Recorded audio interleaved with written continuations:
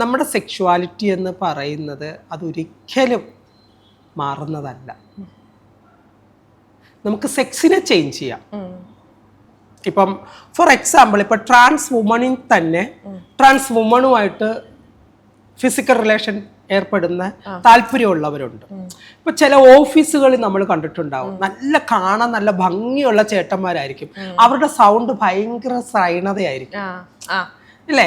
ചിലപ്പോൾ അവർ നടക്കുന്ന രീതി ഭയങ്കര ശ്രൈണതയിലൂടെയാണ് നടക്കുന്നത്. പക്ഷെ അവരൊരിക്കലും അവരുടെ സെക്ഷുവാലിറ്റി അവിടെ മാറുന്നില്ല, അവരുടെ നേച്ചർ മാത്രമാണത്. അവർക്കൊരു സെക്ഷുവാലിറ്റി ഉണ്ട്. ചിലപ്പോൾ കളറായിരിക്കാം, ചിലപ്പം നല്ല ഹാൻഡ്സം ആയിട്ട് ലുക്കുള്ളവർക്കായിരിക്കാം, അല്ലെങ്കിൽ ഹെയറി ആയിട്ടുള്ള ബോയ്സിനോടായിരിക്കാം, അല്ലെങ്കിൽ ചിലപ്പം ജിമ്മായിട്ടുള്ളവരോടായിരിക്കാം, അല്ലെങ്കിൽ നല്ല ഡാർക്ക് ആയിട്ടുള്ളവരോടായിരിക്കാം, ഇല്ലേ? ഇതെല്ലാം ഒരു ഡിഫറെൻറ്റ് കൈൻഡ് ഓഫ് ആണ്. അത് നമ്മൾ മനസ്സിലാക്കണം. അത് മനസ്സിലാക്കാതെ എൻ്റെ വീട്ടിൽ കേട്ടില്ല, എനിക്ക് അവരെ അംഗീകരിക്കാൻ പറ്റില്ല എന്ന് പറഞ്ഞാൽ അത് അവരുടെ മെൻറ്റാലിറ്റി. ഒരിക്കലും നമുക്കതിനെ തിരുത്താൻ പറ്റില്ല. നീ ഇങ്ങനെ ആകണം എന്ന് നമുക്കൊരിക്കലും ഒരാളോട് പറയാൻ പറ്റില്ലല്ലോ.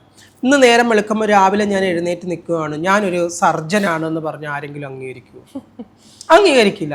വരൂ, ഞാൻ സർജറി ചെയ്തു തരാം, അല്ലെങ്കിൽ ഞാനൊരു എഞ്ചിനീയറാണ്, ഞാൻ ഇതുപോലെ ഇത് ചെയ്യും, ഇന്നത് ചെയ്തത് ഞാനാന്ന് പറഞ്ഞ ആൾക്കാർക്ക് വിശ്വസിക്കാൻ പറ്റത്തില്ല.